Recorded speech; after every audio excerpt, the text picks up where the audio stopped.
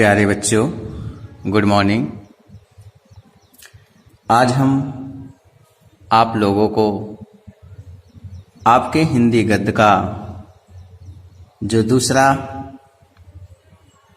Chapter है, जो आपके सिलेबस में दूसरा चैप्टर रखा गया है, मंत्र, जो कि एक कहानी है। और इस कहानी के लेखक मुंशी प्रेमचंद जी हैं। तो इस कहानी, जो मंत्र नाम की कहानी है, इस कहानी के जो लेखक मुंशी प्रेमचंद जी हैं, तो सबसे पहले हम लोग इनके जीवन परिचय को देखेंगे, जानेंगे। तत्पश्चात हम मंत्र जो पाठ है, जो कहानी है, उसका सारांश आपको अगले वीडियो में बताएंगे, फिर उसकी व्याख्या करेंगे। तो चलिए, हम सबसे पहले हम लोग मुंशी प्रेमचंद जी के जीवन परिचय को देखते हैं। तो प्रिय विद्यार्थी, मुंशी प्रेमचंद जी, जो कि एक कहानीकार के रूप में फेमस हैं, इनकी बहुत ज़्यादा कहानियां हैं, 300 से अधिक लगभग एक कहानी को लिखे हुए हैं। तो चलिए हम इनके जीवन परिचय को देखते हैं। तो देखिए, इनका जो जन्म स्थान है वह लमही, जो कि बनारस में पड़ता है, और यह बनारस आपके उत्तर प्रदेश का एक जिला है। यानी लमही नामक गांव में इनका जन्म हुआ था। आपके उत्तर प्रदेश के बनारस जिले में पड़ता है यह।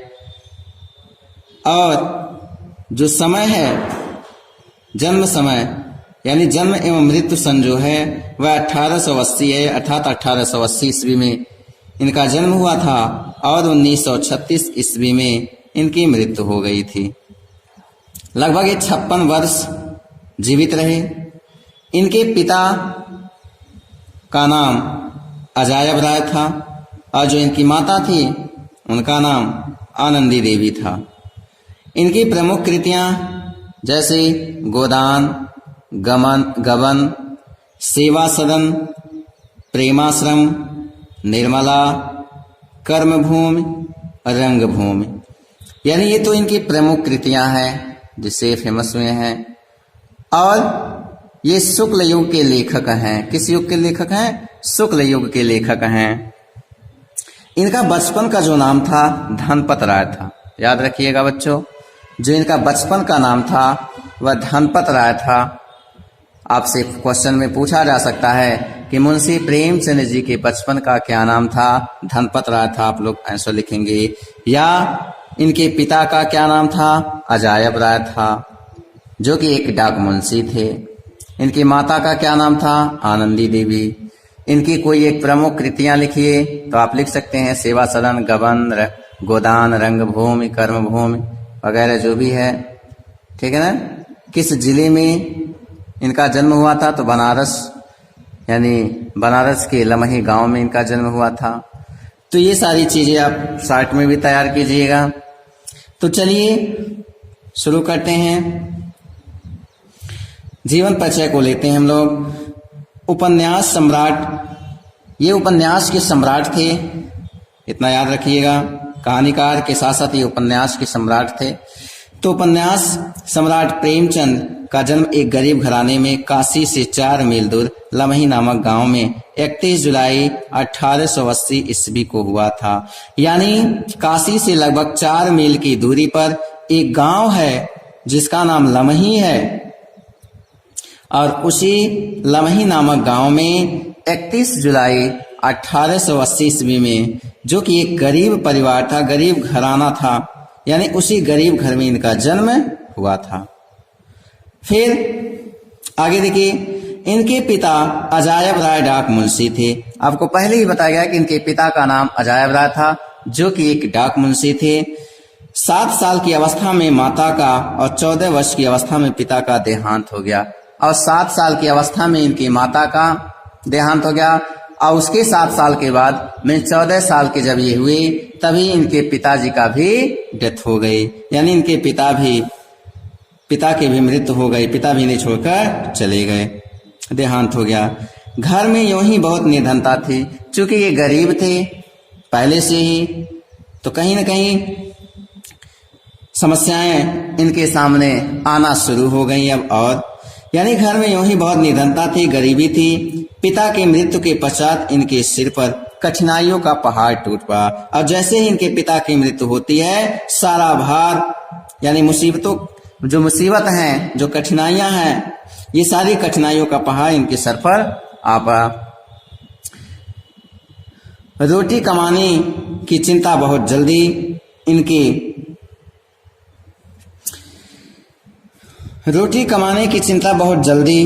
इनके सिर पर आ पाई, चूंकि गरीबी थी पहले से, तो अब इन्हें चिंता थी कि हम रोटी कमा करके कैसे खाएं। यानी ट्यूशन करके इन्होंने मैट्रिक की परीक्षा पास की और ट्यूशन करके किसी तरह से इन्होंने अपने मैट्रिक की परीक्षा पास की। आपका विवाह कम उम्र में हो गया, यानी जो मुंशी प्रेमचंद थे उनकी जो शादी थी, विवाह जो था बहुत ही कम उम्र में हो गया, जो इनके अनुरूप नहीं था, अर्थात इनके अनुसार नहीं था।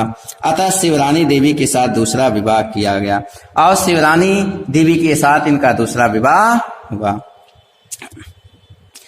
स्कूल मास्टरी की नौकरी करते हुए इन्होंने एफए और बीए पास किया और स्कूल की मास्टरी करते करते इन्होंने एफए और बीए की परीक्षा भी पास कर लिए। स्कूल मास्टरी के रास्ते पर चलते चलते 1921 में वह गोरखपुर में स्कूलों के डिप्टी इंस्पेक्टर बन गए और स्कूल की मास्टरी करते करते रास्ते में उसके चलते चलते उन्होंने 1921 में, जो आपके जिले के बगल में गोरखपुर जिला जो है, 1921 में वहां आकर के ये स्कूले के डिप्टी इंस्पेक्टर बन गए, यानी सभी स्कूले के डिप्टी इंस्पेक्टर बन गए। जब गांधी जी ने सरकारी नौकरी से इस्तीफे का बिगुल बजाया तो उसे सुनकर प्रेमचंद ने भी तुरंत त्याग पत्र दे दिया। और जब गांधी ने सरकारी नौकरी को त्यागने का, यानी सरकारी नौकरी से इस्तीफे का जब बिगुल बजाया तो उस बात को सुनकर हमारे मुंशी प्रेमचंद जी ने भी अपना जो नौकरी कर रहे थे उस नौकरी से तुरंत त्यागपत्र दे देते हैं।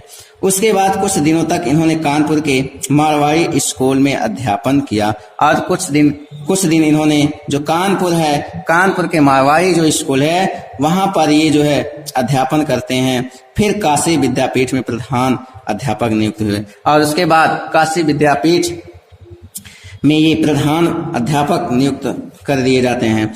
इसके बाद अनेक पत्र पत्रिकाओं का संपादन करते हुए काशी में प्रेस खोला और उसके साथ साथ इन्होंने, हमारे जो मुंशी प्रेमचंद जी हैं, यानी अनेक पत्र पत्रिकाओं का इन्होंने संपादन किया और संपादन करते हुए काशी में प्रेस भी खोल दिया। प्रेस का मतलब जो छपाई उपाई होती है वगैरह। 1934-35 में आपने 8,000 रुपये वार्षिक वेतन पर मुंबई की एक फिल्म कंपनी में नौकरी कर ली। और यह भी बताया जा रहा है कि सन 1934-35 ईस्वी में मुंशी प्रेमचंद जी ने लगभग 8,000 रुपये वार्षिक वेतन पर मुंबई की एक फिल्म कंपनी ने जो है नौकरी कर ली, यानी उसमें जाकर के मुंशी प्रेमचंद जी नौकरी कर लेते हैं। और कुछ समय के बाद जलोदर रोग के कारण 8 अक्टूबर 1936 ईस्वी को काशी स्थित इनके गांव में इनका देहावसान हो गया और काशी में जहां इनका जन्म हुआ था वहीं पर इनकी मृत्यु भी हो जाती है। किस सन में? 8 अक्टूबर 1936 ईस्वी में। किस रोग के कारण? जलोदर रोग के कारण। तो चलिए अब जो इनका साहित्यिक परिचय है, साहित्यिक परिचय को हम लोग देखते हैं। साहित्यिक परिचय में प्रेमचंद जी में साहित्यिक सृजन की जन्मजात प्रतिभा विद्यमान थी, यानी साहित्य की सृजन करने की जो प्रतिभा थी इनकी जन्म से ही विद्यमान थी। आरंभ में नवाब राय के नाम से उर्दू भाषा में कहानियां और उपन्यास लिखते थे और मुंशी प्रेमचंद जी जो हैं वो आरंभ में शुरू में ही वो क्या नवाब राय के नाम से जो उर्दू में यानी उर्दू भाषा में अपनी कहानियां और उपन्यास को लिखते रहते थे। यानी उर्दू भाषा में इन्होंने उपन्यास और कहानियों को लिखे। इनकी सोजे वतन नामक क्रांतिकारी रचना ने स्वाधीनता संग्राम में ऐसी हलचल मचाई कि अंग्रेज सरकार ने इनकी यह कृति जब्त कर ली। और ये भी आपको बताया जा रहा है कि जो इनका एक रचना यानी एक क्रांतिकारी रचना थी जिसका नाम था सोजे वतन, इसे आप लोग याद रखिएगा, पूछा जा सकता है कि मुंशी प्रेमचंद जी की ऐसी कौन सी रचना है जिसे अंग्रेज सरकार ने जब्त कर ली थी। तो वह सोजे वतन ही है जिसे अंग्रेज सरकार ने जब्त कर ली। तो यानी यह जो सोजे वतन नामक क्रांतिकारी रचना थी वह स्वाधीनता संग्राम में ऐसी हलचल मचाई कि अंग्रेज सरकार उससे डर गए कि लोग पढ़ करके पता नहीं क्या से क्या करेंगे, इसलिए इनकी इस कृति को जब्त कर ली गई। बाद में प्रेमचंद नामक रचना हिंदी साहित्य की साधना की और लगभग 1 दर्जन उपन्यास और 300 कहानियां लिखी। इसके अतिरिक्त प्रेमचंद जी ने माधुरी तथा मर्यादा पत्रिकाओं का भी संपादन किया तथा हंस व जागरण नामक पत्र का भी प्रकाशन किया। यानी इन उपन्यासों के अतिरिक्त जैसे है ना कि 1 दर्जन उपन्यास और 300 कहानियां भी लिखी इन्होंने। और इसके बाद इन्होंने माधुरी तथा मर्यादा जो पत्रिका है इसका भी हमारे मुंशी प्रेमचंद जी ने संपादन किया। और इसके साथ ही हंस व जागरण नामक पत्र का भी प्रकाशन किया। जनता की बात जनता की भाषा में कहकर तथा अपने कथा साहित्य के माध्यम से तत्कालीन निम्न एवं मध्यम वर्ग का सच्चा मित्र प्रस्तुत करके प्रेमचंद जी भारतीयों के हृदय में समा गए। यानी जनता की बात जनता की भाषा में कहकर ही ये अपनी कथा साहित्य के माध्यम से यानी अपनी कथा साहित्य के माध्यम से उस समय जो तत्कालीन एवं जो मध्यम वर्ग का सच्चा चित्र प्रस्तुत किए वह प्रेमचंद जी भारतीयों के हृदय में समा गए। उससे सच्चे अर्थों में कहा जाए तो कलम के सिपाही और जनता के दुख दर्द के गायक इस महान कथाकार को भारतीय साहित्य जगत में उपन्यास सम्राट की उपाधि से विभूषित किया गया। यानी इन्हें उपन्यास सम्राट कह करके पुकारा गया या विभूषित किया गया इस पदवी से, उपाधि से। इनकी कृतियां कुछ हैं, इसे भी हम लोग देखते हैं। तो कृतियों को देखते हैं मुंशी प्रेमचंद जी की जो भी कृतियां हैं। जैसे उपन्यास, अब उपन्यास में कर्मभूमि है, कायाकल्प है, निर्मला है, प्रतिज्ञा है, प्रेमाश्रम है, वरदान है, सेवा सदन, रंगभूमि, गबन और गोदान, ये इनकी उपन्यास है। तो देख लीजिए 1 2 3 4 5 6 7 8 9 10 यहाँ उपन्यास दिया गया है, लेकिन और भी हैं इनके उपन्यास और भी हैं। तो ये सब जो फेमस हैं, जो प्रसिद्ध हैं, ये इनके उपन्यास हैं।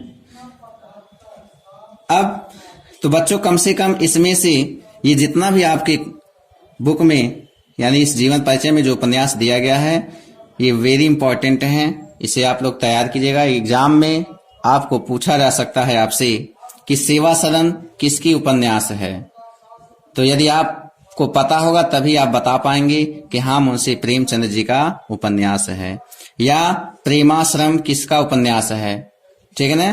तो इस तरह से आप इसे तैयार रखिएगा। जितना भी उपन्यास आपके बुक में दिया गया है इसे तो आप अवश्य तैयार कीजिएगा। उसके बाद नाटक में आ जाते हैं। नाटक में करबला, प्रेम की वेदी, संग्राम और रूठी रानी, ये इसको भी आप तैयार कीजिएगा।